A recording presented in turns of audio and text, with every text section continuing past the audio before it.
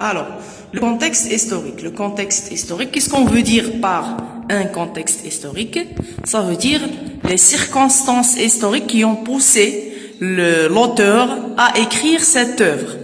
Donc, Victor Hugo, en tant qu'auteur, a vu se succéder plusieurs régimes politiques en France. Donc, Victor Hugo, en tant qu'auteur, elle a vécu plusieurs régimes politiques. Ça veut dire qu'elle a vécu sous le règne de plusieurs rois. D'accord? Donc, chaque roi instaure son régime politique propre à lui. Donc, ainsi, l'écriture du Le dernier jour d'un condamné, en 1829, donc on sait déjà que Le dernier jour d'un condamné était écrite et apparu en 1829, a lieu durant le règne de Charles X. Donc, exactement, l'écriture de Le dernier jour d'un condamné a lieu le règne de Charles X. Yani fdik la période quand Charles X wa le roi du France. Donc, à cette date, la date il y a 1829, la peine de mort à la guillotine. Donc la guillotine, on sait déjà ça veut dire quoi, la guillotine. Donc la peine de mort à la guillotine est appliquée en France. Il ne sera aboli qu'en 1981. Donc l'abolition de la peine de mort en France était en 1981. D'accord, 1981. Donc le roman de Victor Hugo كان في 1829 والabolition ما جات حتى 1981. Chose contre laquelle il y a la guillotine. Donc Victor Hugo était contre la guillotine, était contre la peine de mort.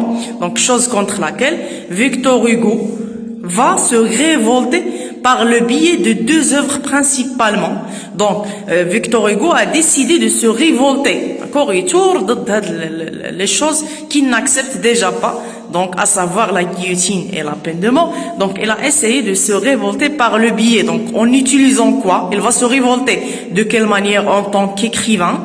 Donc, de deux œuvres principalement. Le dernier jour d'un condamné.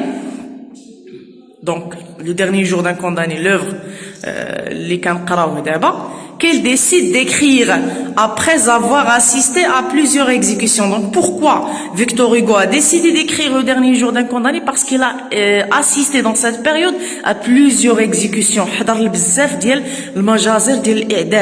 D'accord? Et surtout au lendemain de son passage. Voilà, passage, au lendemain de son passage.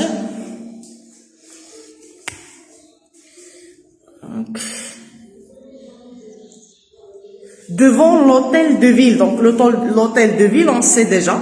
Pardon. Donc, l'hôtel de ville, c'est le lieu qui donne sur... Donc, l'hôtel de ville, c'est le lieu qui donne sur la place de Grève. Et la place de Grève, c'est le lieu d'exécution. Donc, en passant devant l'hôtel de ville, où il voit le bourreau. Donc, le bourreau, c'est la personne chargée d'exécuter une personne, bien un condamné. Donc, il voit le bourreau graisser la guillotine pour une exécution proche. Donc, chef le bourreau en train de préparer la guillotine, de graisser la guillotine pour une exécution proche. Donc, c'est pour cette raison qu'il a décidé d'écrire Le dernier jour d'un condamné au Canada ou le contexte historique.